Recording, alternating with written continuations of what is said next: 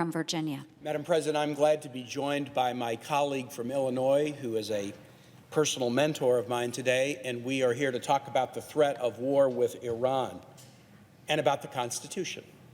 I've been warning about this threat for some time, ever since President Trump chose to ignore the advice of his key national security professionals and allies by abandoning America's commitment to a diplomatic deal to limit Iran's nuclear program.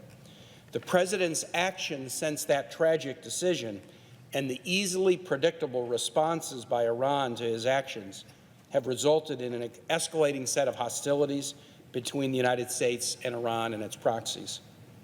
I'll state at the outset my conclusion. I believe that the U.S. should not be at war with Iran, and that indeed another war in the Middle East now would be catastrophic. But I recognize that some of my colleagues may have a different point of view. So I speak in the hopes of forging a consensus on at least one issue, and that issue is this. If there is to be a war with Iran, it should not be initiated by this president or any president acting on his or her own. It should only be initiated by a vote of Congress following an open and public debate in full view of the American people. Every member of Congress should vote and then be accountable for the question of whether another war in the Middle East is a good idea. The demand for congressional accountability is constitutionally required. In the unique constitutional framework that we have, we pledge to support and defend the principle. It's up to Congress to declare war, not the president. If we engage in a war, the odds are high that young American men and women will be killed or injured. Some will see their friends killed and injured. Some will have the remainder of their lives affected by physical and emotional injuries, post-traumatic stress, the pain of losing friends. And their families and friends will bear those scars as well. If we're to order our troops and their families to run that risk, then it should be based on a public consensus as reflected in an open congressional debate and vote that war is in the national interest. And if Congress debates the matter in full view of the public and reaches the conclusion that a war is necessary, so be it. Even if I were to vote no, if the majority of my colleagues voted yes, I would agree that the decision to go to war was a legitimate basis to order our best and brightest into harm's way. But by what right do we consign our troops to possible injury and death if we are unwilling to have a debate and cast a vote ourselves? We cannot hide under our desks, outsource our constitutional duty to any president, and pretend that we can avoid accountability for war and its consequences. Over the course of this week, I will address three topics about the issue of war with Iran. The first subject, which I'll address today, is how did we get here? How did we come to the place where the U.S. and Iran are trading violent attacks against one another, and what does that mean for our country, the region, and the world? In the coming days, I'll address two additional topics. I will discuss how Congress should reclaim its constitutional war-making powers by acting on a privileged resolution that Senator Durbin and I have filed on January 3rd to remove U.S. troops from hostilities with Iran unless Congress passes a new declaration or legal authorization initiating such war. The resolution, which is also being offered on the House side by Representative Slotkin, will give all 535 members of Congress the opportunity to declare where they are on the advisability of a war with Iran, and it will also give them an opportunity to affirm their commitments to their oaths of office. Finally, later in the week, I will address the larger question of how the United States should de-escalate tensions in the Middle East so that we might better protect American lives and promote peace and stability in a very turbulent part of the world. How did we get here? The U.S. and Iran have a very troubled history. When Iran's democratically elected Prime Minister, Mohammad Mossadegh, supported efforts to nationalize private energy resources, the U.S. and Britain orchestrated a coup that led to his ouster in 1953. The overthrow of Iran's democratic government, partially with U.S. support, led to the strength and rule of Shah Mohammad Reza Pahlavi, who ruled Iran as an emperor until he was overthrown in the Iranian Revolution in 1979. His dictatorial rule, with strong support from the United States, increasingly alienated the Iranian population. When he fled the country during the revolution, Iran abolished the monarchy and declared itself an Islamic republic. Within a few months after the revolution, Iranian protesters took over the American embassy in Iran. Those of us who saw the protests outside the American embassy in Baghdad last week, the images of the Iranian embassy hostage-taking in 1979 were at the front of our mind. The protesters cited America's role in the 1953 coup, and they asked the U.S. to return the Shah, who had come to the U.S. seeking medical attention, to Iran for trial. The U.S. refused. Iran held 52 Americans hostage for more than 440 days until they were finally released in the first days of the Reagan administration. After this attack, this inexcusable attack on the American embassy, U.S.-Iran diplomatic relations were severed. The U.S. has imposed significant economic sanctions against Iran for decades. The U.S. provided support for Iraq in its war, 8-year war against Iran, a war in which hundreds of thousands of Iranians were killed. And in 1988, the U.S. Navy cruiser, the USS Vincennes, shot down an Iranian commercial airliner, killing 290 passengers and its crew. Iran has engaged in hostilities against the United States and our allies during this time as well, in many settings, through targeted attacks and assassinations around the world, covert and overt support for terrorist organizations, development of weapons systems in violation of UN security resolutions. Iran has been directly responsible for the deaths of thousands of Americans and indirectly responsible for many, many more. These activities over many decades have led America for years to view Iran as a key promoter of terrorism and one of the most concerning nation-state adversaries of the United States. In recent years, a particular focus has been Iran's nuclear program. Despite Iran's claim that it sought nuclear power purely for peaceful purposes, legitimate suspicion of its intent led to a global campaign led by the United States to sanction Iran even more as a means of getting the country to abandon its quest for nuclear weapons. After years of negotiations between 6 nations, France, Britain, the U.S., Germany, Russia, China, and Iran, an agreement was reached in 2015 whereby Iran would pledge never to seek, acquire, or develop nuclear weapons in exchange for gradual relaxing of the U.S. sanctions against Iran. The agreement, known as the JCPOA, contains strict limits on Iran's nuclear program that would gradually relax over 25 years. Iran's pledge to never acquire or develop nuclear weapons was permanent, as was its commitment to abide by the inspection protocols of the International Atomic Energy Agency to ensure compliance with that fundamental pledge.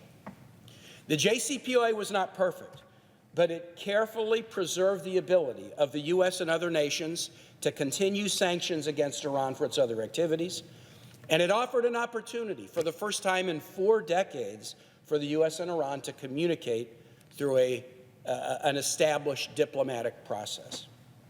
As the Trump administration took office, the president pledged to undo this diplomatic deal, the JCPOA. The nations that agreed to a deal pointed out that Iran was complying with the deal, as did the IAEA. And the key officials of President Trump's national security team, Defense Secretary Mattis, Secretary of State Tillerson, National Security Advisor McMaster, the chairman of the Joint Chiefs of Staff, General Dunford, all agreed that the agreement was working and should be maintained. But President Trump made the decision that the U.S. should abandon the diplomatic deal. The U.S. abandonment of a working diplomatic deal was historic. No U.S. president had ever walked away from a diplomatic commitment of this kind. Many of us at the time warned the president that abandoning diplomacy against the advice of allies and our national security professionals would likely lead us to an unnecessary war. It was just a matter of time.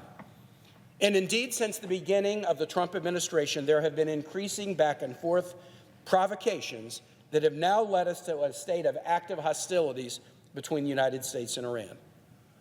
Unclassified examples of U.S. activity under the Trump administration that have escalated hostilities with Iran include the following.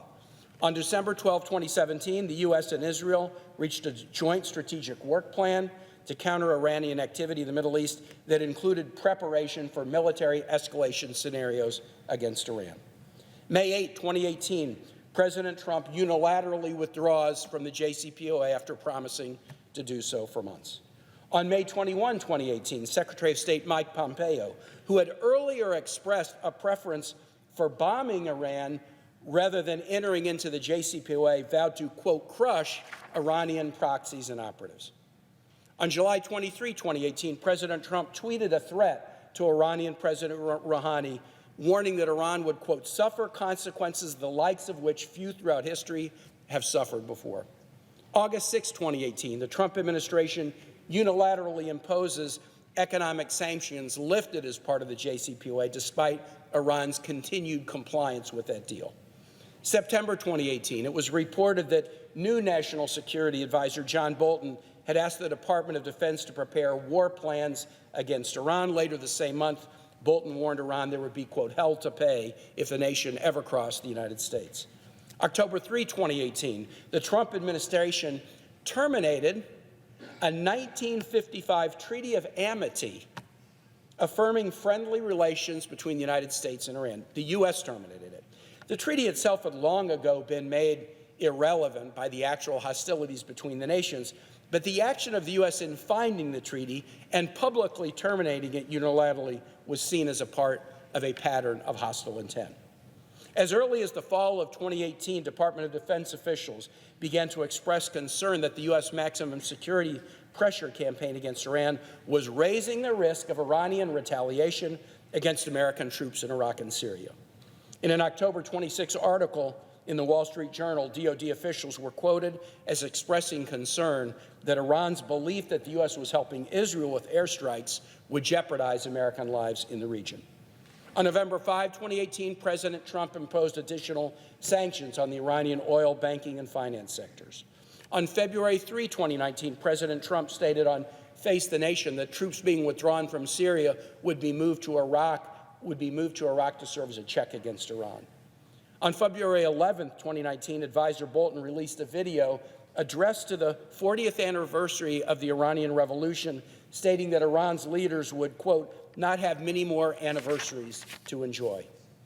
On February 13, 2019, the Trump administration convened a meeting in Poland that was publicly described by Israeli Prime Minister Benjamin Netanyahu on his official website as designed to, quote, advance the common interest of war against Iran. In March 2019, press accounts revealed that the Department of Energy had approved 7 transfers of nuclear technical information from U.S. companies to Saudi Arabia without informing Congress. The transfers were made despite U.S. awareness that the government of Saudi Arabia had publicly threatened to develop nuclear weapons to counter Iran. On April 8, 2019, the U.S. designated the Iranian Revolutionary Guard a foreign terrorist organization, the first time that had ever been used to apply to a foreign governmental entity. On May 5, 2019, Advisor Bolton announced the deployment of the Lincoln Carrier Strike Group and a bomber task force to U.S. Central Command for the express purpose of countering Iran. On May 8, 2019, the Trump administration ordered new sanctions against Iran's metal industry. On May 10, 2019, the New York Times reported on war plans developed by the administration that could deploy up to 120,000 additional U.S. troops to the Middle East to counter Iran. On the same day, the administration deployed Patriot missiles to U.S. Central Command to counter Iran. On May 24, 2019, the Trump administration bypassed Congress, declaring an emergency Iranian malign activity to sell weapons to Saudi Arabia and the UAE. In June of 2019, President Trump ordered 3,500 more troops to the U.S. military to the Middle East to check Iran. On June 20, 2019, the U.S. initiated a strike against Iranian positions that was aborted at the last minute by President Trump. On June 24, 2019, President Trump imposed additional sanctions against Iran. On September 15, 2019, after drone attacks on 2 key oil installations in Saudi Arabia, President Trump tweeted that the U.S. was, quote, locked and loaded, waiting on verification from the kingdom as to who they believe was the cause of the attack. On November 19, 2019, President Trump notified Congress, quote, pursuant to the War Powers Resolution, that he was deploying additional U.S. weapons and troops to Saudi Arabia to counter Iran. On December 29, 2019, following a rocket attack from an Iranian-backed militia in Iraq that killed an American contractor and wounded several others, the U.S. military struck Iranian-backed militia groups in Iraq and Syria, killing dozens. On January 2, 2019, President Trump ordered a drone strike, killing Qasem Soleimani, the key Iranian military commander, as well as a key Iraqi military leader. The December and January strikes in Iraq were carried out despite the objections of the Iraqi government and without any prior notification to Congress. 2 days after the Soleimani strike, the president notified Congress of the action, which had been in the newspaper, obviously, quote, consistent with the War Powers Resolution. Now, during the same time, Iran has conducted escalatory activities as well. Their bellicose behavior includes continued arming and financial backing of Hezbollah, a designated foreign terrorist organization, which carried out the bombing of the Marine barracks in Beirut, as well as efforts to target Israeli citizens and troops, support for the Houthis, including the supplying of ballistic missiles, thus escalating the civil war in Yemen, direct participation of troops and commanders in support of Bashar al-Assad's murderous campaign against the Syrian people, support for the Popular Mobilization Committee, affiliated Shia militant groups in Iraq, which pose a direct threat to U.S. personnel, unjust detention of U.S. citizens, cyber attacks on U.S. officials, agencies, and companies, the downing of a U.S. unmanned aerial vehicle in June of 2019, UAV strikes against Saudi oil facilities in September 2019, persistent interference with commercial shipping in the Straits of Hormuz, militia attacks on the Iraqi base in December that killed an American contractor, and stoking popular unrest against the U.S. and Iraq that encouraged the assault on the U.S. Embassy in Baghdad last week. I've given you these examples for a reason, and you can see the reason. There has been an escalation that began with the U.S. decision to destroy a diplomatic deal. And it's been one nation acting and the other responding and the other acting and the other responding, and now we're on the brink of war. The escalation has been so significant between the U.S. and Iran that now each country has been responsible for actively inflicting injuries and deaths on the other, and we're at the brink of war. Thousands of American service members enjoying holidays with their families were surprised by notices in the last few days that they must now deploy to the Middle East yet again. And the current state of hostilities is causing other serious consequences. The U.S. abandonment of the diplomatic deal, together with other actions, has seriously jeopardized our relations with many allies, particularly our European allies. The U.S. abandonment of a diplomatic deal over a nuclear program has made it much harder to find a diplomatic deal with North Korea.